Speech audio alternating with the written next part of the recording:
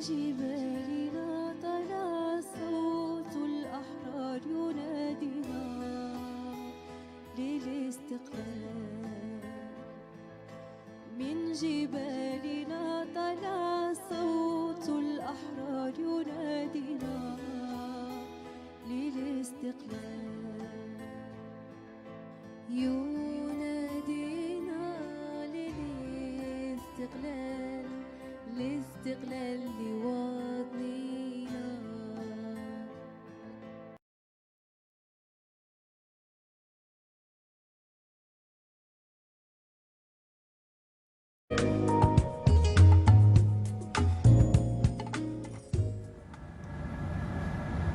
Mes chers compatriotes, bonsoir. C'est un plaisir pour moi de vous recevoir pour ce nouveau numéro de Culture, l'autre regard, votre rendez-vous culturel qui, comme d'habitude, entrecroise les regards entre différentes disciplines artistiques et littéraires.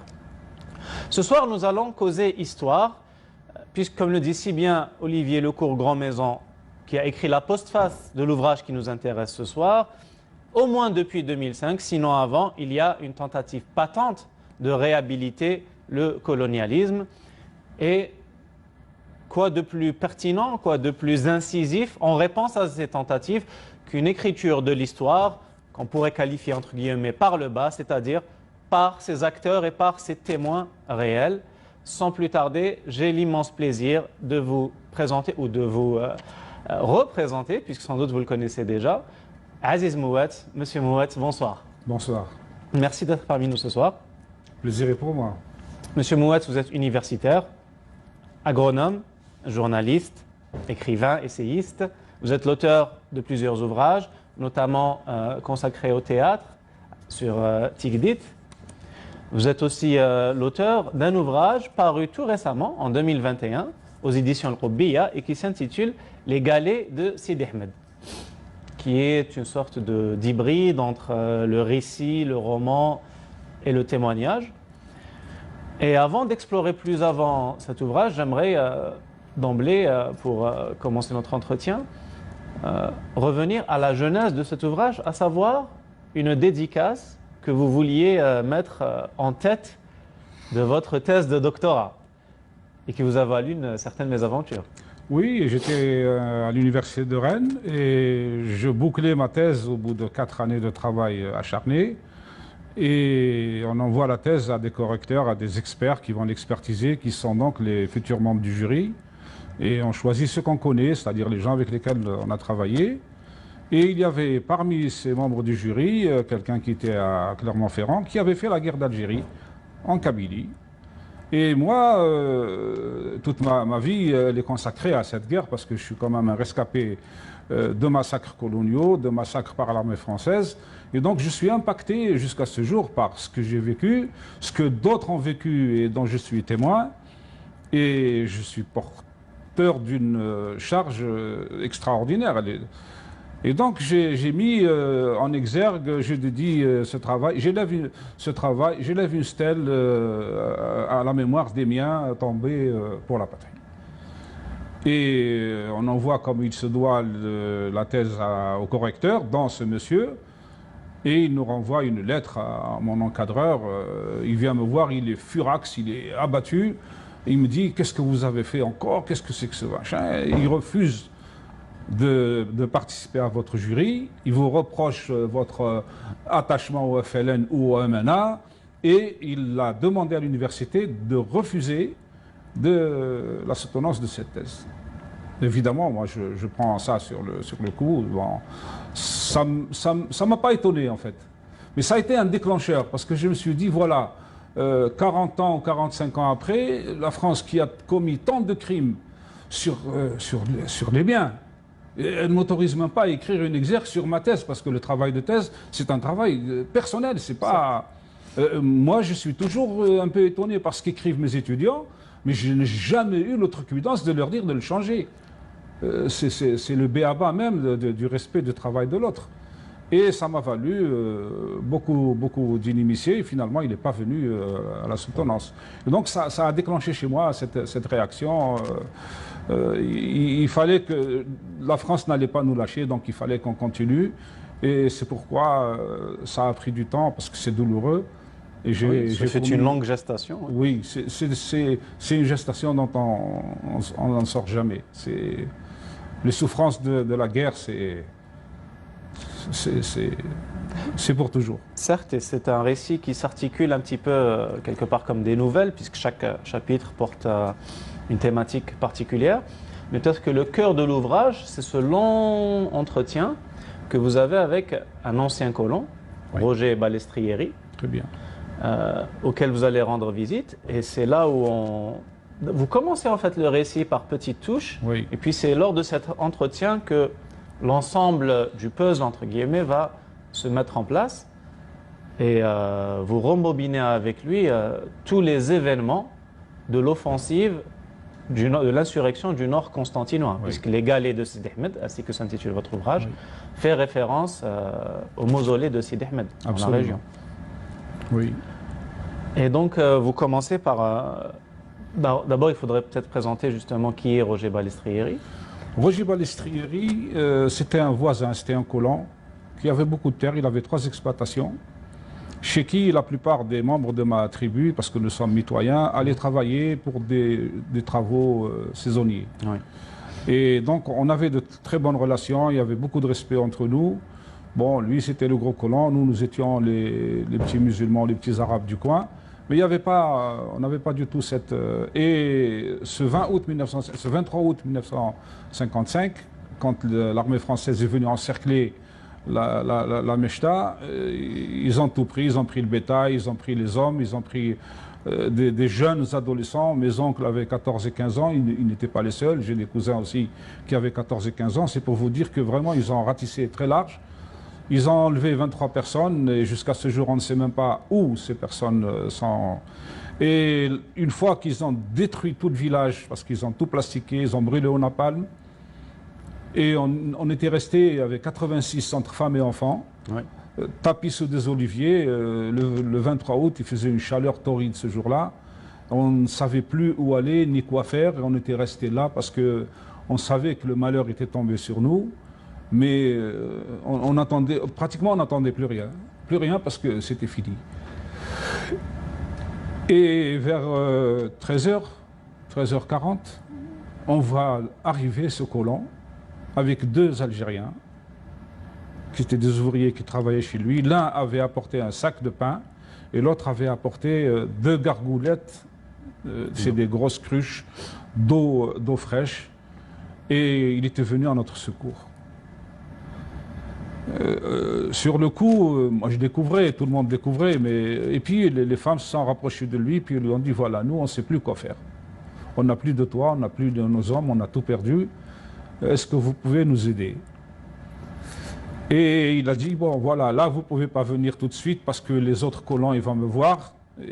L'armée française venait de vous brûler, donc vous êtes des victimes et des ennemis de la France. C'était évident, donc j'en ai pas courir le risque, mais attendez la tombée de la nuit et je vais vous héberger chez moi en attendant qu'à Dieu ne plaise, on puisse trouver une solution. Et donc c'est lui qui est venu nous chercher, on est rentré le soir, on a dormi dans une vieille masure, une vieille étable, il avait mis du foin tout neuf, tout frais, c'était la première fois pour moi que je dormais, pas que pour moi, pour toute la famille, on a dormi sur du foin, mais on était déjà protégés, donc on savait. Et c'est lui et sa femme qui nous ont plus tard inscrits à l'école. Oui. Ils se sont arrangés pour nous inscrire à l'école. Et donc, il y avait pratiquement 35 ou 36 garçons ou filles qui ont traîné les pieds. Moi, j'ai fait héberger chez mon grand-père pendant 3 ans ou 4 ans. Et puis, bon, en 1959, on est enfin inscrit à l'école et on va à l'école. Et il est évident que il fallait lui rendre cet hommage. Et personne n'a jamais pensé à aller le revoir. Et il se trouve qu'il y avait 2 cousins, oui, il y avait 2 cousins qui passaient tous les jours devant la maison, qui n'ont pas osé aller le voir. Et quand je suis allé faire des dosages pas très loin de Grenoble à Lyon dans un hôpital, j'ai cherché son numéro de téléphone sur l'annuaire, donc j'ai parcouru pratiquement 38 bottins. Quand j'avais du temps, j'allais chercher son numéro de téléphone parce que personne ne voulait me donner. Quand je l'ai trouvé, je l'ai appelé au téléphone. Il me dit, j'en reviens pas, mais tu viens à la maison. Et Je vais chez lui, donc on a fait 3 rencontres. Et on a discuté de tout parce que moi j'avais des choses à éclaircir et lui avait des choses à éclaircir. Oui, vous avez un petit peu confronté vos visions. Ah oui, on a confronté et puis quelle ne fut sa surprise. D'abord que je sache autant de choses. Oui. Là, il était surpris parce que je lui donnais des détails, vraiment des détails très précis. C'est des choses qui m'ont marqué, donc je m'en souvenais parfaitement. Et il y a un moment où il y a quelqu'un qui se fait tuer par erreur parce que c'était pas lui qui était visé. Oui. Et moi, un jour, en rentrant à 20 ans, en rentrant de Moustaganem vers Skikda pour les fêtes de l'Aïd, je croise un jeune homme qui avait 30 ou 35 ans dans le train 38 ans, oui. et je discute avec lui, comme je discute avec tout le monde, parce que le train, bon, c'est pas les trains de maintenant, donc ça mettait un temps fou. On mettait 24 heures pour arriver, donc il fallait bien évidemment engager la discussion. Meublé. Et j'engage la discussion et je remarquais, il avait une coupe de cheveux qui était un peu... Et je lui dis, il est habillé en civil, je lui dis, mais vous êtes militaire? Il me dit, oui, je suis militaire. Et vous êtes où? Il me dit, je suis à Belabès. Mais vous allez où? Il me dit, je vais à Skikda. Mais où? Il me dit, je vais à Saint-Charles. Ah ben, vous connaissez un tel, un tel. Et de fil en aiguille, il se trouve que lui était moudjahid dans la région. Et quand je lui ai cité le nom de ma mère, il a dit, eh, mais je la connais. Oui, puisque votre mère Kahia, on va y revenir, c'était la responsable de l'approvisionnement oui, du FLN dans la région. Absolument, absolument. Et donc, et tout de suite, je lui ai dit, mais il y a un truc que vous avez fait qu'il ne fallait pas faire. Il me dit, c'est quoi? J'ai dit, il y a un jour, il y a quelqu'un qui vous avez tué tel colon, mais ce n'était pas lui qu'il fallait tuer, c'est l'autre, c'est son beau-frère, c'est André, c'est pas Jean. C'est pas Jean, oui. Et le gars, il me regarde, il me dit, tu connais cette histoire? Oui, je la connais très bien, cette histoire, puisque on était à côté, on l'a vu, et on a presque assisté, et puis il est retombé par la suite. Parce que j'ai le mari de ma tante et son frère qui travaillaient comme métayer chez ce Oui, les colon, frères Khalfa, oui. les frères Khalfa, qui vont se faire zigouiller, qui vont se faire tuer En représailles. gratuitement, alors qu'ils n'avaient rien à faire dans cette histoire. Et donc, Et qui le savent d'avance. Hein. Ah oui, il y a oui. cette scène saisissante où Oui. l'aîné, Brahim Khalfa, va confier de l'argent absolument, Al-Hajj al-Bnadi, moi j'étais là présent. en lui disant Parce c'est que- pour les enfants. Il Oui. pressent Ah oui, que c'est oui, sur lui que ah va oui, tomber oui. la loi Ah du oui. talion. Et ça, personne... Enfin, du talion avec Oui, 2 pour une personne. Absolument. Et ça, personne ne le savait. Il n'y a que moi, Jean Balistreri, qui est le vieux père de Roger, et le Hajj al-Mnadi. On n'était que 3. Et comme je suis un grand fuineur, et ça continue, je vous rassure, donc comme on avait entendu le coup de feu, parce qu'on était sortis, moi je sors, j'essaie de voir, c'est une grande ferme, et je vois le vieux Roger, le père de Roger qui arrive, et je vois le Hajj al-Mnadi qui sort, ils sont dehors, et puis je vois arriver celui qui devait être tué par le FLN, c'est-à-dire André Yakono, et Brahim, le mari de ma tante, qui va se faire tuer parce qu'on l'a soupçonné ou en représailles. Et je les vois arriver, je suis là à 2 pas, et j'entends toute la discussion. Et vous vivez ce drame de manière encore plus tragique, Oui. puisque d'ailleurs vous avez cette phrase saisissante hein, avec Roger, vous lui dites « même devant la mort, nous n'étions pas égaux », puisque pendant que le colon se faisait inhumer Oui. avec les honneurs Oui. et les fleurs, Oui. Oui. les cadavres des 2 frères ont été abandonnés, Ils ont été abandonnés. sans sépulture, Oui. et puis à un moment donné, les hyènes, Oui, absolument. les charognards vont commencer à les déchiqueter, Elles et ont- c'est vous qui faites la collecte, En fait, vous et Nouaria. le Haja Nouaria, qui était une femme très connue d'ailleurs à Skikda, tout le monde la connaît, Shaïba comme on l'appelait, parce qu'elle avait déjà les cheveux grisonnants. C'était un peu la marâtre de la tribu. Oui. Un jour, on est passé 3 jours après qu'ils les aient abattus, parce on les a vus passer. Ils les ont abattus sur le sentier qui mène à nos terres, et nous, on avait le droit d'aller dans les terres 2 fois par semaine, c'est-à-dire le jeudi après-midi et le samedi, parce que c'est les jours où les enfants n'allaient pas à l'école, et donc on accompagnait nos mères, parce que c'est nous en fait qui travaillions la terre. Oui. Et on cultivait, c'était nos terres, on cultivait, mais on avait l'autorisation de l'armée. Oui. Et il fallait respecter les horaires. Et donc on passe devant les cadavres le 3e jour, et je les ai vus, les 2 frères, ils étaient là, allongés. Je les connais, je vous dis, c'est le mari de ma tante, donc je passais chez eux régulièrement, et puis c'est son jeune frère. Et on retourne la semaine d'après, et les cadavres avaient complètement changé ils avaient enflé, ils avaient noirci, et au bout de la 3e semaine, on est revenu, il n'y avait plus de cadavres, il n'y avait que des lambeaux comme ça, et c'est une autre vieille de la famille qui vient me ramener un os en me disant, voilà, moi, elle ne savait même pas où ils étaient, parce qu'on ne va pas dans les territoires les uns des autres. Et c'est comme ça qu'on a découvert que les animaux, et surtout les hyènes, avaient dispersé un peu les ossements. Et avec Shaïba, on a décidé de les enterrer. Voilà. Et c'est vous-même qui faites Oui. la Oui. collecte, vous essayez de retrouver Oui. tant bien que mal. Et ce qui est terrible, c'est que vous ne retrouvez pas tout. Oui, oui, Il y a d'ailleurs. des- il y a des- il y a des- il y a des- il y a- il y a des- il y a la tête qui manque, il y a des vertèbres, et on fait son anatomie sur des cadavres de Moudjahidine. C'est son premier cours d'anatomie, c'est terrible parce que vous ramassez comme ça, c'est... Oui, j'imagine. Et dans l'entretien avec Roger Balestrieri, Oui, on découvre un petit peu la genèse de cette solidarité avec Oui. les Algériens. oui, C'est que lui-même, au départ, avait un rapport assez distant avec les colonisés, avec oui, les Algériens. oui, Il ne voyait en eux, de sa propre formulation, Oui. que des travailleurs. Hein. absolument. oui, Il ne voyait oui, que... oui, C'est-à-dire, oui. pour lui, le colonisé et l'outil, la charrue, c'est à peu près la même chose. C'est exactement Voilà, ça. pour ne pas oui. dire la bête de Oui, somme. oui.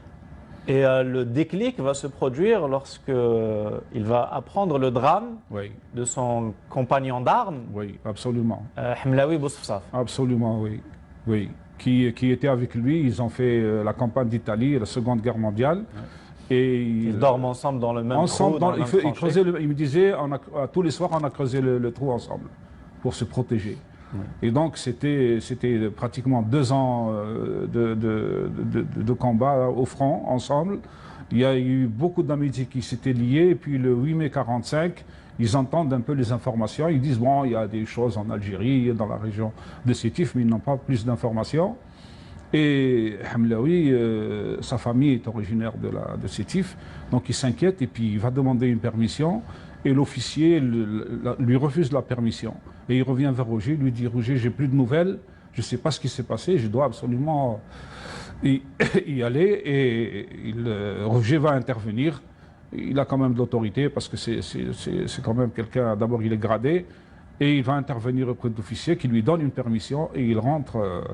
Il fait tout le trajet, il rentre par Skikda. Même Hemlaoui lui-même s'est distingué hein, par de hauts faits d'armes. Absolument, oui, il était redoutable. Roger, il en disait, mais alors il était épaté par son courage, par son amitié, parce que vraiment, c'est dans la guerre qu'ils se sont trouvés beaucoup d'affinités. Oui, puis Et il lui a c'était sauvé la devenu- vie, il l'a Oui, porté sur 30 km. absolument, absolument. Il en parlait comme si c'était son propre fils. Il me disait, pour moi, Hemlaoui, c'était mon double, c'était moi-même, Et comme il ne le voyait pas revenir, Hemlaoui, entre-temps, lui envoie une lettre en lui disant, voilà, j'ai des problèmes, j'ai des difficultés, je ne sais pas... Oui, on ne le laisse pas accéder à la ferme de sa on famille. interdit d'arriver à la ferme familiale. Et en plus, il était passé à Marseille, il avait acheté des trucs. Et entre-temps, il a eu un fils qui est né, et il avait acheté des trucs Oui, pour durant sa femme, durant pour son fils. absence, oui. Et quand il arrive, il lui est resté 2 ou 3 kilomètres pour arriver à la ferme. Les gendarmes lui disent non, vous ne pouvez pas y aller, c'est interdit. Mais il lui dit, mais comment c'est interdit? Moi je suis un soldat français, j'ai ma tenue, je viens du front, j'ai combattu pour la France et là chez moi en Algérie je ne peux pas rejoindre ma famille. On lui dit non, c'est interdit, il faut aller voir les supérieurs. Il va à la brigade de gendarmerie, le brigadier le reçoit à peine sur le perron de la porte en lui disant de toute façon je ne peux rien faire pour vous, il faut aller voir le commandant de la place à Sétif. Il va voir le commandant de la place, il lui dit écoutez-moi, je ne peux rien vous dire, je ne sais pas ce qui s'est passé. Et là, il comprend, franchement, c'est le taxieur qui lui dit il y a eu tellement de choses. Et puis il finit par apprendre que toute sa famille a été tuée, y compris son nourrisson, oui. oui. Y compris son nourrisson. Et quand Roger va le chercher, il n'arrive pas à le retrouver, donc il va demander à des gens, et puis finalement il finit par trouver quelqu'un qu'il connaît, qui lui dit je vais essayer de le contacter, parce qu'il a disparu de la circulation. Et il se voit, et Roger il essaye quand même de le raisonner, mais il lui dit non, c'est fini. Oui, c'est-à-dire qu'à ce moment-là... C'est fini, c'est un autre choix, je ne peux plus faire confiance à la France, c'est fini. Oui, d'ailleurs, Hemlaoui Bousfsaf va être Oui. l'un des premiers Oui. à rejoindre... Oui, il va monter au maquis, il va d'abord se cacher, puis après il va devenir un des Moudjahidines qui va faire partie de l'armée de libération nationale le 1er novembre 1954. Oui, et parmi les victimes de la répression sauvage, il y a aussi vous parlez aussi des crucifiés de Jindal. Ah. Alors ce chapitre, il est particulièrement... Vous savez, le rapport que j'ai à l'histoire, c'est un peu mon histoire personnelle. Certes, oui. Je cherche des cadavres. D'abord, je cherche des miens. Et je trouve les autres. Oui. Et cette écriture de l'histoire, elle n'a pas fait, comment dirais-je, elle n'a pas donné toute sa part à ceux, les anonymes, qui sont... On oublie que l'insurrection du 20 août 1955, elle a été décidée pour soulager d'abord les maquis de la Kabylie et de l'Aurès. Oui. Ziroud Youssef qui l'a décidé, il a dit on ne peut pas laisser nos frères souffrir tout seuls parce qu'ils étaient sous état de siège. C'était les deux seules régions qui étaient sous état de siège depuis le 1er novembre. Et donc il décide de lancer cette offensive. Et il a aussi, pour desserrer les taux. Il a aussi pris la décision qui est à mon avis capitale, c'est de faire participer effectivement la population à la fameuse phrase qu'on attribue à juste titre à l'Arbi Ben Mehdi. Ziroud Youssef l'a pratiqué sur le terrain. Et quand j'avais fini, et d'ailleurs mon préfacier, mon post-préfacier, le cours Grand Maison et Ibrahim Zeddour, sont eux-mêmes étonnés quand je leur parle de ce chapitre sur Jindal. Parce qu'il ne figurait pas dans la première version. Lorsque je leur ai remis le manuscrit pour travailler dessus, c'est un ami dans les réseaux sociaux qui un matin, parce qu'il lisait, je publie toujours des petits passages comme ça. Oui, je sais, oui. Et qui me sort un truc, il me dit, voilà, Jindal, il y a eu un tel... Et je commence à enquêter en commençant par lui. Je lui dis, ben, c'est un médecin généraliste, Khadraoui Abdelhamid. Et je lui dis, bon, c'est son oncle et son cousin qui ont organisé le... Mais c'est un petit village. Jindal, c'est complètement excentré. Vous avez la grande route, vous avez l'autoroute, vous passez par Annaba, Harrouch, Azaba, Jobab, mais vous ne passez pas à Jindal. Il n'y a pas un Algérien sur 1 milliard qui passe à Jindal, sauf s'il habite là-bas. C'est-à-dire que c'est un truc complètement excentré. Alors, on dit l'insurrection du Nord constantinois, elle a permis à la révolution, et c'est tous les historiens qui sont d'accord. Certes. Mais c'est Jindal, ils y ont participé aussi. Mais personne ne parle de Jindal. Et quand j'apprends ce qui s'est passé à Jindal, je rentre en transe. Un de mes anciens camarades de l'État de Mostaganem, dont le père fait partie justement des insurgés, et lui a été crucifié parce que le jour de l'insurrection, le jour du 20 août, ils sont rentrés dans le village, il y a eu 4 victimes européennes, et lui a été pris, c'est le premier qui a été pris. Il est fusillé, il est crucifié devant la porte de sa maison. Et je vais faire ce décompte macabre en disant, il y a eu combien de morts dans cette affaire, il y a eu combien de martyrs. Ouais. Et je m'aperçois que personne ne sait combien de martyrs il y a eu à Jindal. Et je demande à ce jeune homme, je lui dis, Msaoud, va me prendre les photos, il y a des plaques, il faut regarder. Il lui-même va prendre des photos. Son cousin Abdelhamid Khadraoui, il va prendre des photos, on m'envoie les photos, je fais le décompte. C'est écrit avec de la peinture, donc je transcris de l'arabe au français. Et j'appelle le gars, je lui dis, Msaoud, qu'est-ce qui se passe? Il y a un problème. Il me dit, c'est quoi? J'ai dit, même ton père, il ne figure pas sur la liste. Lui-même ne savait pas que son père ne figurait pas sur la liste. Et donc ce lien, ce rapport qu'on a à la mémoire, même pas capable d'écrire les noms de ce petit village, c'est extraordinaire. Qu'est-ce que c'est que cette amnésie qui est là, et puis son propre, je dis le nom de ton père ne figure. Je prends Hamid Khadraoui, je dis ton oncle, qui est le principal organisateur de l'insurrection à Jindal, il ne figure pas sur la liste des... Il y a un problème. On a un problème avec notre mémoire. D'où l'intérêt aussi de ces précieux témoignages. Vous-même, vous êtes un témoin privilégié, peut-être que je ne l'ai pas suffisamment mentionné, c'est que toute votre famille est partie prenante de la Révolution et notamment en ce qui concerne la région de l'insurrection du 20 août 55, oui. Avec notamment votre oncle Yazid, oui, qui est éminemment connu dans la région. Oui. Votre père aussi, Laïd.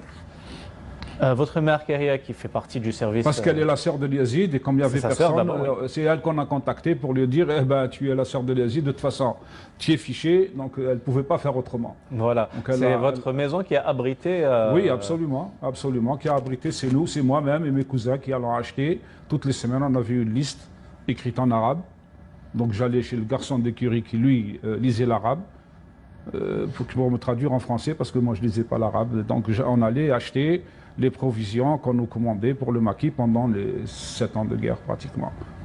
C'est par petits lots qu'on ramenait, et puis on l'a fait de bonne guerre, parce que de toutes les façons, nous, on n'avait plus rien à perdre. Hein.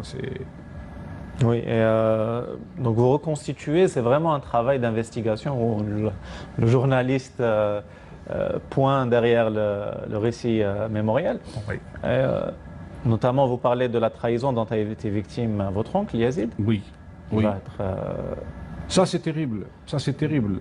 fusillé voilà, C'est à terrible découvert. parce que le jour, quand ma mère et toute la famille est allée s'abriter chez Roger Balestrieri, mon grand-père, qui était resté encore en haut à la montagne, avait dit à ma mère, ce garçon, je te le prends. Ça te fera une bouche en moins à nourrir. À votre sujet. À mon sujet. Comme j'étais l'aîné, donc il m'a pris avec lui à la montagne. Et donc j'arrive à la montagne. On venait de sortir d'une attaque de l'armée française avec toute son armada, avec ses tenues bariolées, avec ses grands fusils mitrailleurs et tout. C'est très impressionnant. J'imagine. Oui. Pour un garçon, c'est très impressionnant. Oui, vous aviez 9 ans à l'époque. À l'époque, j'avais 5 ans et demi. 5 ans et demi, et ensuite, oui. J'avais donc j'arrive à la montagne chez mon grand-père et je trouve cet oncle Yazid, qui lui était responsable de l'armée de libération nationale. La dichotomie, elle est extraordinaire. Il y a d'un côté une armée qui vient vous détruire tout ce que vous avez bâti, et de l'autre côté, vous aviez une armée nationale qui était faite d'Algériens, de votre oncle, de vos cousins, de vos voisins, et que on les voyait en plein jour. C'est ce même Yazid d'ailleurs qui va empêcher la liquidation, puisqu'il y avait, Ah oui, il y avait un plan bien tracé, c'était d'attaquer la gendarmerie, absolument, récupérer les armes, etc. Absolument. Et donc sur le chemin, il rencontre... La famille Messina, avec la femme et les 3 enfants, parce qu'il y avait 2 colonnes qui descendaient vers la ville. Yazid avait la colonne qui passait sur la cime de la montagne, et les autres avaient emprunté la route qui mène de la prise d'eau de Sidi Ahmed jusqu'à Skikda. Et donc, mais c'était la grande foule sur la route. Hein. C'est vraiment les rapports, même les rapports des renseignements généraux français parlent de 4 000 à 5 000 insurgés, ce qui est absolument énorme. Et c'est là l'Abqari, le génie de Zéro Youssef, c'est d'avoir mobilisé, de les avoir ramenés, et personne n'a jamais rien su. Même quand Ossarès fanfaronne en disant ils n'avaient rien du tout.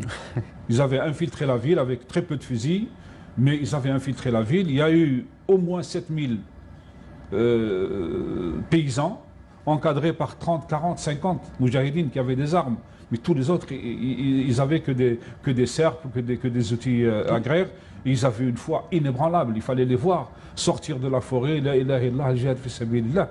Et donc, c'est toute cette force-là qui a pris d'assaut la ville et qui a complètement bouleversé. Et dans cette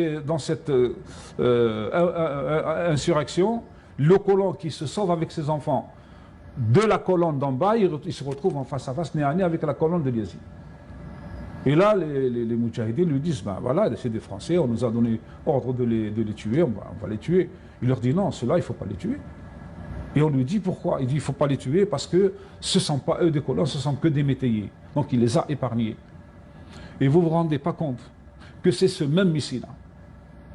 Le jour où, autour de Roger Balestrieri, tous les colons du Beni Mellek ont signé une pétition pour demander à ce qu'on restitue les hommes qu'ils ont pris. Oui, à l'initiative d'ailleurs de Balestrieri. Messina, non seulement il est allé dénoncer Yazid en disant c'est lui, donc c'est sa famille, c'est les Mouats qui sont responsables de l'insurrection. J'ai vu les Félagas manger chez eux, j'ai entendu les yoyos de leurs femmes, c'est eux qui sont responsables. Alors que Yazid, 24 heures auparavant, il avait épargné lui et ses enfants.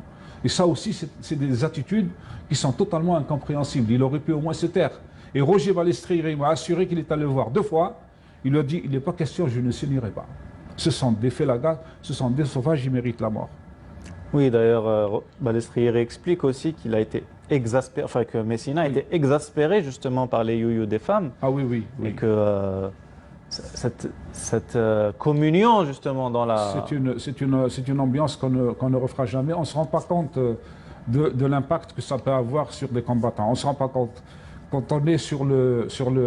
Et puis, Sidi Ahmed de la vallée, c'est encastré, donc ça vous renvoie les échos. C'est quelque chose d'absolument extraordinaire. Parce que là, on est dans la communion, la vraie communion entre le peuple et son armée.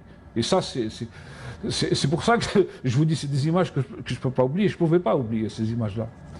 Autre tribut aussi très lourd que vous payez à la guerre à la Révolution, un autre Mouet, non moins héroïque, Ahmed Mouet, Oui, qui va être oui, deux fois torturé. absolument. Il est mort 2 fois.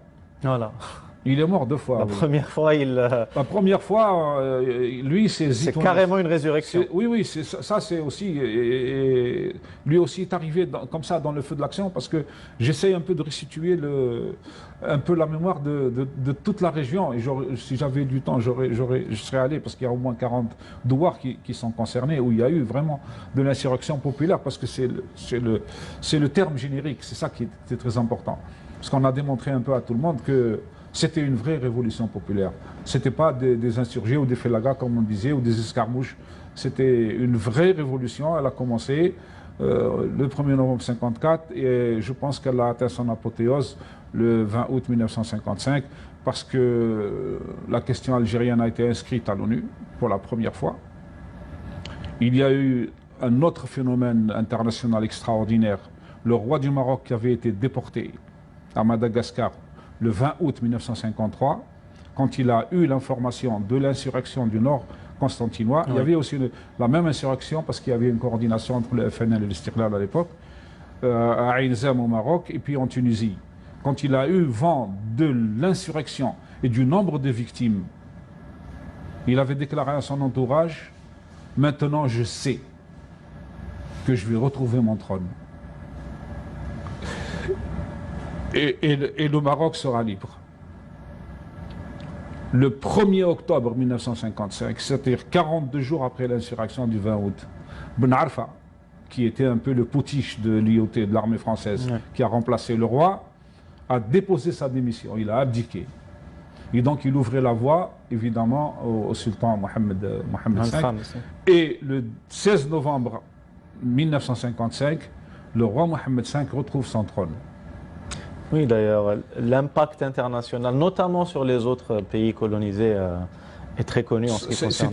Pour le Maroc, ça a été immédiat. Oui. Le roi Mohammed, et en plus, je voudrais ajouter juste une anecdote parce qu'elle est pratiquement pas connue. L'Akhdar Ben Toubal, l'adjoint de Zéro Youssef en 1955, qui était l'un des participants au congrès de la Soumam, parce que c'est la seule wilaya qui avait 2 représentants. Oui. Et dans ses mémoires, dont j'ai une copie qui ne sont pas éditées, après l'indépendance, le roi du Maroc est mort en 61, Mohammed V est mort en 61, Hassan II qui l'a remplacé. Après l'indépendance de l'Algérie, il a invité un haut responsable de l'insurrection du 20 août 1955 du Nord constantinois et il l'a décoré de la plus haute distinction du royaume du Maroc. Tout ça en reconnaissance de ce qu'a été l'impact de l'insurrection sur la libération du Maroc. Et donc on parlait d'Ahmed Mouet qui va expliquer, ses frères vont tenter tant bien que mal d'expliquer à leur père que, comme un petit peu l'indique le titre du chapitre, que la moisson n'aura pas lieu. Ah oui, puisqu'il va ramener une moissonneuse batteuse, c'est tout un événement. Une batteuse plutôt, oui. C'était on moissonnait à la serpe et à la faucille. Et on louait, parce que c'est une grosse machine, on louait la batteuse. Et il faut toujours négocier. C'est un timing très serré. C'est un timing très serré parce qu'il faut qu'elle tourne, qu'elle ne se déplace pas beaucoup. Et donc leur père avait programmé que ce samedi-là, la batteuse allait arriver. Et il essaye de réunir ses enfants parce qu'il faut l'alimenter. Et il ne trouve personne pratiquement, sauf son jeune fils, qui est encore vivant d'ailleurs. C'est lui qui me racontait un peu cette histoire. Et c'est que le soir que son fils aîné et les cousins, qui normalement participent justement à cette opération, vont faire l'insurrection, ils vont faire le coup, bien évidemment, ils vont tous se réfugier dans le maquis, ils vont se perdre dans la nature, parce qu'il y a eu après les représailles et tout. Et son fils Ahmed, lui, il est blessé, il est vraiment amoché, on le prend pour mort. Et c'est la protection civile qui l'emmène à la morgue de l'hôpital. Il est torturé à mort. Il est torturé à mort, on le déclare mort. Il était mort et on n'en parle plus. Et sa mère a fait son deuil. Ce fils-là était mort. Et au bout d'un certain temps, voilà qu'à l'hôpital, 15 jours plus tard, il reprend ses forces. Il a toujours gardé sa chemise maculée de sang. Il passe dans le quartier arabe de Skikda. Il y a des gens qu'il connaît, c'est des commerçants. Et le commerçant, il lui dit, qu'est-ce que tu vas pas rentrer comme ça, ils vont te remarquer. Parce qu'il s'est taillé de l'hôpital, mais il a gardé sa chemise. Alors il a changé de chemise et il vient au village. Et au moment où il arrive au village, il y a la moissonneuse-batteuse qui est en train de s'activer. Et tout le monde le regarde ébahi, c'est pas possible. C'est Ahmed qui revient. Et 15 jours plus tard, il remonte au maquis. Il se fait encore une fois, et là aussi il y a trahison, parce qu'il passait la nuit dans une grange, et on ne comprend pas pourquoi. Ce jour-là, la grange est encerclée par l'armée française. Ouais. Et sa mère qui entend les crépitements des armes, qui entend les bruits, elle va courir et elle va trouver son fils qui était encore en train de se faire torturer, mais vraiment à mort. En plus, après, il est emporté, on l'emmène au barrage de Zerdaza, qui était un centre justement de torture et un centre d'enfouissement aussi, de fosse commune, et il est tué. Donc il est mort 2 fois. Et son retour de l'hôpital est absolument ahurissant, parce qu'il a une très belle chemise, et l'autre chemise, il a été obligé de la cacher. Et ça aussi, c'est des drames qui sont arrivés. Moi, j'en ai rencontré parce que j'écris aussi sur ce qui s'est passé dans le Waïla 4, dans la région de Cherchel, dans la région du Dahra, dans la région de Mascara. On a comme ça des exemples, mais alors à n'en plus finir, franchement. Oui. D'ailleurs, il y a aussi, vous mentionnez l'exemple des parents au sens large d'un autre académicien, d'un autre universitaire. Oui, Ibrahim Snoussi. Les frères Snoussi aussi. Oui. Traînés. Oui, alors les frères Snoussi, c'est moi qui l'ai emmené sur leur ferme. Parce que je voulais savoir. Lui, il était enseignant à Orsay, avec ses enfants, avec sa femme. Et il vient que pour les vacances. Et donc il était revenu pour les vacances d'hiver. J'ai un ami Snoussi Ouden qui est à Moustaganem. Je lui dis, bon, on appelle Ibrahim, on va aller voir leur ferme. J'ai envie d'aller visiter un peu parce qu'on en parle, on ne les a jamais vus. Parce qu'il faut dire qu'au niveau de Mascara, il y a eu quelque chose aussi d'extraordinaire.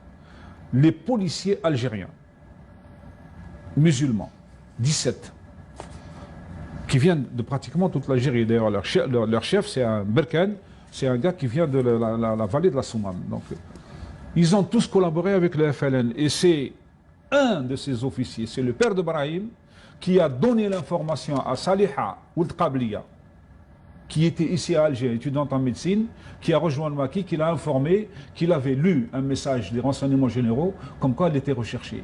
Donc c'est lui qui l'a informé. Donc, ce complot est découvert. Le père de Brahim Snoussi, on ne sait toujours pas où est son corps. Par contre, son grand-oncle et son grand-père sont restés à la ferme. Et les soldats sont venus.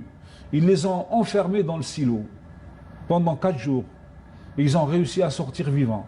Quand les militaires ils les ont vus, ils les ont repris à ce moment-là, ils les ont attachés derrière leur jeep et ils ont fait faire le tour de Ris et de Tirennif. Ils ont été complètement décharnés et on les a remis. Et c'est lorsque je suis retourné le 1er janvier 2015 avec Brahim Snoussi, on a cherché le village, il ne connaissait pas, et on est arrivé sur les ruines. On a trouvé son cousin, on a commencé à discuter, puis je voyais que des murs et des amas de terre. Nous sommes en 2015, c'est-à-dire 40 ans après ou 45 ans après. Et je lui dis, Ibrahim, il n'y a même pas une plaque pour ton oncle et ton père et ton grand-oncle, ton grand-père et ton grand-oncle. Il n'y a même pas une plaque commémorative. Et c'est toujours ce lien à la mémoire. Je crois que c'est aussi à ce moment-là que j'ai décidé d'écrire. Et j'avais écrit un texte que j'ai publié sur mon blog pour me libérer. Parce qu'on ne comprend pas comment on a ce rapport, cette pudeur. Elle est valable dans toute l'Algérie. Moi, j'ai une amie qui s'appelle Nadia Ouamran, qui est la fille du colonel Ouamran, que je salue, qui ne parle jamais de ce qu'a fait son père. On se retrouve, on discute, on parle mais on ne parle jamais. On a cette pudeur et tous les Algériens, quand il y a quelqu'un qui est un combattant, qui est un moudjahid, qui est un shahid, qui est un responsable politique, on a de la pudeur et on ne veut pas en parler. Donc il faut bien que quelqu'un se dévoue. Je vous assure que pour moi, c'était très difficile. Et c'est toujours avec une très grande douleur que j'essaie de restituer un peu Oui, j'imagine. ce vécu. Brahim Snoussi, je me tourne vers lui, je lui dis, mais tu m'en as jamais parlé. On n'en a jamais parlé. Moi, c'est quand on a eu, je vais vous tendre une perche, quand on a eu la polémique sur justement le film, le documentaire qu'avait tourné Jean-Pierre Ledo, quand on a eu cette polémique, il y avait ce jour-là, quand c'est sorti sur le soir d'Algérie, un colloque en hommage à Mohamed Harbi, à Oran, par Snoussi, un immense universitaire, Hawari Snoussi, un grand monsieur. Et bien évidemment, je faisais partie du parterre des gens qui étaient invités. Donc, mais j'arrive de Mostaganem, j'arrive un peu en retard, je salue un peu tout le monde, et puis je m'assieds tout calmement à côté de Claudine Chollet, elle était encore de ce monde, Allah yarhamha. Et entre nous, il y avait Mohamed Harbi, donc j'étais là. Et puis, il y a le téléphone qui sonne, je sors dans le couloir de l'hôtel, et c'est un ami qui m'appelle de Sétif, qui a fait ses études à l'ITA avec moi, donc on se connaissait depuis 45 ans. Il venait de lire l'article concernant justement le film documentaire de Jean-Pierre Ledo. Et il me dit, Aziz, je t'appelle parce que c'est toi là, avec ta photo et tout, sur le journal. Je dis oui. Il me dit, mais ça fait 45 ans que je te connais, je ne t'ai jamais entendu parler de cette vie que tu es un orphelin de guerre. Je t'ai connu bagarreur, je t'ai connu fonceur, je t'ai connu sportif, je t'ai connu tout, mais j'ai jamais appris que tu étais fils d'une famille qui a été torturée, dont les parents sont morts, parce que tu n'en as jamais parlé. Nous avons tous cette pudeur. Qui nous dessert. Ouais. C'est aussi l'ambiance générale. Vous avez moi, un jour, j'avais écrit une chronique parce que on disait, oui, mais les enfants de Chouhada, ils ont tout pris. Ils n'ont rien pris. Oui, certes.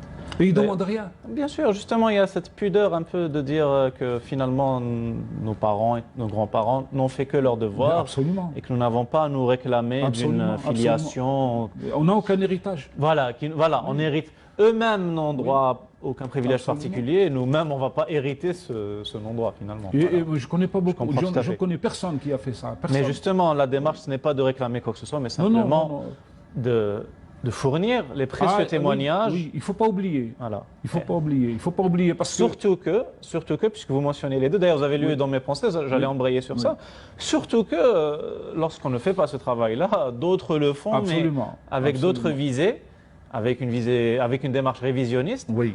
Je reviens vers vous, Monsieur Mouet, un petit peu pour la conclusion. On vient de mentionner Jean-Pierre Ledo qui avait fait un documentaire où vous avez participé d'ailleurs, où vous étiez d'ailleurs un témoin privilégié. Mais lorsque vous voyez le résultat, c'est-à-dire entre ce que vous avez livré comme témoignage et ce qui a été fait au montage, vous êtes atterré, je pense que c'est le terme, et s'ensuit une très vive controverse, une très vive polémique entre vous et Ledo. Monsieur Snoussi aussi est intervenu dans ce débat. Je vous laisse nous en dire plus. Mohamed Mchiko est intervenu, Ma'amar Medine a intervenu, beaucoup d'intellectuels et de penseurs algériens ont intervenu dans le débat, parfois de manière sommaire et parfois de manière très appuyée.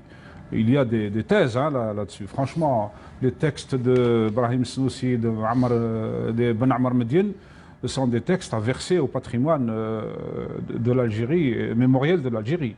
Parce que eux, ils ont su, avec les mots, remettre un peu les choses à l'endroit.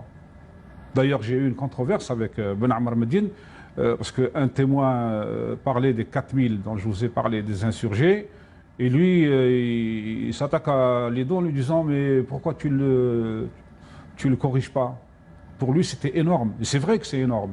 4000, 9 mois après le déclenchement de la Révolution, c'était pas évident, mais ils étaient plus que 4000. Donc c'était aussi cette... Mais la polémique avec Jean-Pierre Ledo, moi je le sentais venir, bien évidemment. Mais comme il avait très bonne presse Il faut le reconnaître, il avait très bonne presse en Algérie. Oui. D'abord, lui est natif d'Algérie, il est originaire, il est marié ici, il a des enfants qui sont d'ailleurs d'une très bonne éducation. Et il a beaucoup bénéficié des subsides de l'Algérie, parce que l'Algérie l'a envoyé en URSS, on l'a formé, mais c'est pas pour ça qu'il ne faut pas qu'il dise ce qu'il a envie de dire. Hein. L'Algérie l'a fait en bonne conscience, comme elle l'aurait fait pour n'importe qui de ses enfants. Il était très fier d'exhiber sa carte d'identité algérienne, très fier. Et puis voilà, on découvre l'autre personnage, le personnage perverse, qui, lorsqu'on va à El Alia, et moi, c'était pas prévu que j'aille à El Alia, mais comme il y a des témoins, il y a eu des morts à El Alia, c'est des Français, c'est des pieds noirs. Je souffre autant pour les morts pieds noirs que pour les autres morts.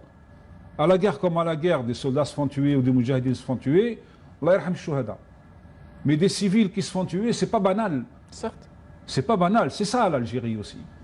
C'est ça l'Algérie. Il y avait une colonisation, il y avait une force, il y avait une présence, il y avait une puissance. Oui, c'était une colonisation de peuplement exactement. avec des colons qui étaient partie prenante. Et le choix qui a été fait, c'est de dire on ne peut plus continuer comme ça parce qu'on a été réduit à moins que rien. Et pendant tout le tournage, je lui répétais sans cesse, Jean-Pierre, qu'est-ce que la France a laissé au peuple algérien? Qu'est-ce qu'elle nous a laissé? Rien. Même pas un député croupion, puisque le 20 août 55, les derniers élus, ils ont démissionné, ils ont jeté leur mandat. Il faut le faire, il faut le souligner. Donc on n'avait plus aucun autre choix. Et d'ailleurs, le commandant du Nord constantinois, après les massacres du 8 mai 45, il avait dit tout de go à ses supérieurs, je vous ai donné la paix pour 10 ans. Oui. Et 10 ans après, c'était l'insurrection du 20 août 1955. Donc, quand on sort d'El Alia, c'est une très lourde épreuve pour moi d'aller discuter avec quelqu'un qui vous dit « Moi, j'ai égorgé un enfant. » L'enfant, il a 4 ans, il a 3 ans, c'est un bébé. On n'égorge pas un enfant, on n'égorge pas un bébé. Ce n'était pas les instructions, ce n'était pas les ordres. Et la France n'a jamais trouvé d'instruction de Zéro Youssef demandant d'égorger des enfants ou des femmes. Jamais. Ils ont beau chercher. D'ailleurs, ils ont sa sacoche quand ils l'ont tué. Oui. Ils ont récupéré sa sacoche. S'il y avait un document, vous croyez qu'ils ne l'auraient pas affiché? Ils ont cherché, ils ont fouillé dans tous les sens. Mais d'ailleurs, vous mentionnez aussi, c'est pas vous-même qui faites l'enquête d'ailleurs, c'est une autre historienne. Non, bien sûr. C'est Claire Moscopo. Voilà, et qui a fait un travail colossal. Voilà, oui. Et vous reprenez ses propos où elle va vérifier absolument le témoignage d'un supposé participant à l'insurrection. Oui. Et qui aurait soi-disant tué une femme, mais qui ne figure pas finalement parmi les victimes. Elle est allée vérifier sur le registre d'état civil de Skikda, elle n'a pas trouvé les noms des personnes qu'il est censé avoir égorgées. Voilà. On ne peut pas faire... Et concernant l'affaire les images qui ont été tournées juste après le 21 et le 22 août, ces fameux nomades sur lesquels on tire à bout portant, c'est des images qui ont fait le tour du monde. Oui. Maintenant, on sait, et grâce à Claire Moscopo, définitivement, que ce qui s'est passé, c'était déjà une histoire ancienne, c'était une histoire de foncier. La famille Mello, qui a été massacrée par des Algériens, c'est parce que le père Mello avait soudoyé l'administration, il a empêché l'acquisition d'une terre à cette famille d'Algériens. Donc c'était déjà un vieux contentieux. Un vieux contentieux qu'ils avaient traîné, et je crois même qu'il y a eu mort d'homme parce qu'on a tué quelqu'un ou on a emprisonné quelqu'un dans la famille. Donc il y avait cet esprit de revanche. Et j'en reviens à Jean-Pierre Lédo, quand on sort d'El Alia, et vous avez en face de vous le Beni Mellek, et dans son documentaire, il vous dit, il y a eu 37 Français qui ont été tués ici. Et de l'autre côté, il y avait aussi des Algériens. Je lui dis ça au moins pour équilibrer, parce que là, on est dans le spectacle, au moins pour équilibrer, pour être juste. Il lui fallut dire que de l'autre côté aussi, il y a eu tant de morts. Rouchio, qui est un excellent universitaire, lui, il avait fait un travail méticuleux, pratiquement de comptabilité macabre. Il a dit qu'à chaque fois, depuis l'arrivée des Français en 1830, quand il y avait un Algérien un Français qui était tué, il y avait 5 Algériens. Dans le cas de Jendel, il y a eu 10 fois plus.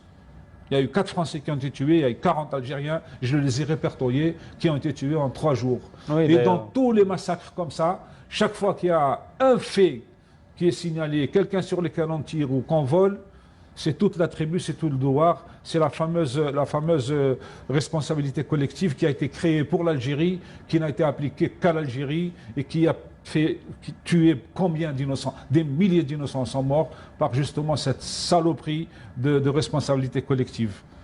Et c'est ça qui est terrible. Et c'est ce que je reproche, mais le reproche le plus important que je fais à Jean-Pierre Ledoux. Parce que les chiffres, on peut en parler, c'est toujours macabre. Mais ce qui n'est pas bon, c'est la malhonnêteté. Certes. Quand on vient me dire, le FLN a fait du nettoyage ethnique. C'est sa thèse, oui. C'est la thèse qu'il a défendue. Certes. Et beaucoup de ses amis... Entre autres thèses oui. révisionnistes, oui. C'est incroyable. Et je lui montre des exemples. Un des témoins qui ne fait pas participer, Daiboun Mahmoud, il a tout fait pour qu'il ne vienne pas témoigner. Oui. Parce que c'est un vrai et un grand monsieur.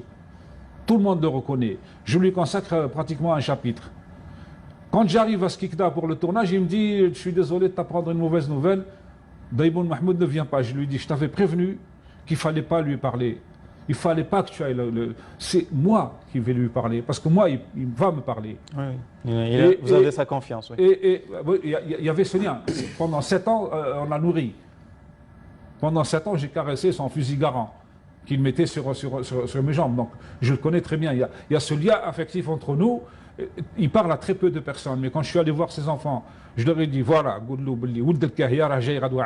parce qu'il était en déplacement. Le lendemain, il m'attendait. Il a raté sa sieste et il m'attendait. J'emmène mon fils avec moi. J'emmène une petite caméra. On va dans son bureau. Je demande à ses enfants d'assister. Ses enfants sont debout. Ils me racontent l'histoire. La caméra, je ne l'ai pas montrée. Parce que je connais les retorts. Quand on a fini au bout de 3 heures, je me tourne vers ses enfants, je leur dis « Cette histoire, vous la connaissiez ?» Et tous les deux, ils me disent « Non ». Je me tourne vers lui, je dis « C'est Mahmoud, est-ce que vous ne voulez pas laisser ce témoignage à vos enfants?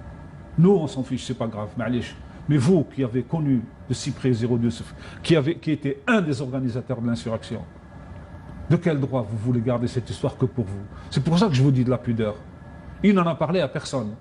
Et il me sort cette histoire. C'est tout un chapitre avec son ami, un Français, chez qui il travaillait, qui l'a sauvé d'une catastrophe avec son père, qui lui a gardé, mais alors une amitié inimaginable jusqu'au dernier jour. C'est lui qui lui remet les clés de la ville.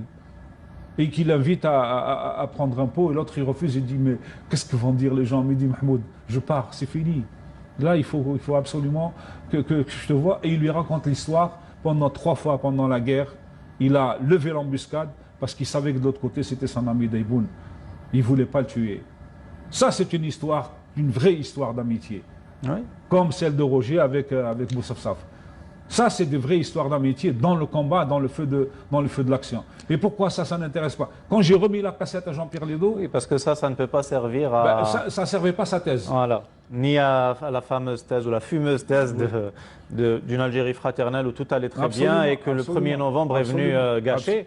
Absolument. Peut-être pour conclure, puisque nous sommes arrivés au terme de l'émission, il y a ce petit léger raccrochage que vous avez avec Roger Ballestieri au sujet du devenir de l'école d'agronomie, de la ferme, etc. Bon, et vous mentionnez ce sorte de leitmotiv que vous retrouvez non seulement chez les Pieds Noirs, mais hélas pas seulement, qu'on retrouve de plus en plus chez certains autochtones.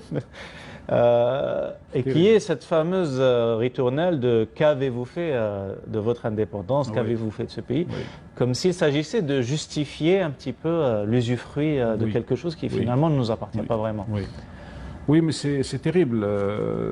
J'en parle souvent avec mes collègues de l'agronomie, des économistes, et des gens qui ont accès à tous les médias pratiquement.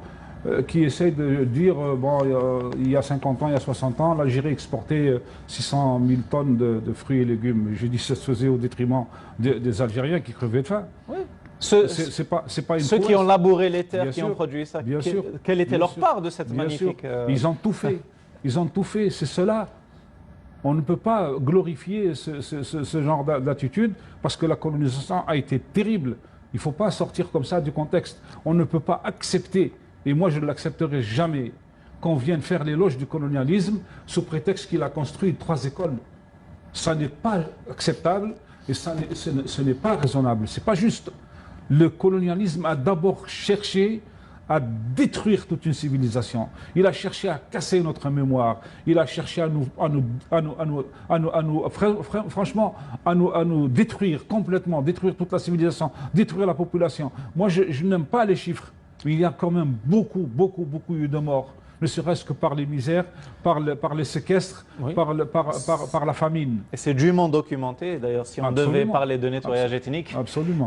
nous en serions les premières victimes. Absolument. Toute l'ironie, peut-être qu'on va conclure là-dessus, c'est que Liedo s'est fait connaître aussi par un documentaire qu'il avait fait avec Aleg. Je ne pense pas qu'Aleg aurait cautionné ce que Liedo appelle le nettoyage ethnique. Absolument pas. Monsieur Mouet, Aziz Mouet, merci beaucoup d'avoir été parmi nous. Ce fut un immense plaisir de vous accueillir et de vous écouter. Je rappelle que votre magnifique ouvrage s'intitule Les Galets de Sidi Ahmed, préfacé par Mohamed Brahim Zaddour et postfacé par Olivier Lecourt, Grand Maison, édité aux éditions Al-Qubbiya. Vous mentionnez, bonne nouvelle, que vous avez aussi 2 ouvrages sous presse, Oui. à savoir Les totems de je ne sais pas comment ça se prononce. Ioudayn, voilà. Et aussi Brahim Hasnaoui, un fellah en granit. Oui. J'espère que nous aurons bientôt le plaisir de vous relire et de vous accueillir pour nous venir nous en parler. Merci à vous et merci à vos téléspectateurs. Merci à vous, Monsieur Mouet. À très bientôt, Inch'Allah. Quant à vous, chers compatriotes, merci de nous avoir accueillis chez vous. Ce fut un honneur et un privilège d'avoir été parmi vous ce soir. Je vous dis, comme d'habitude, à très bientôt.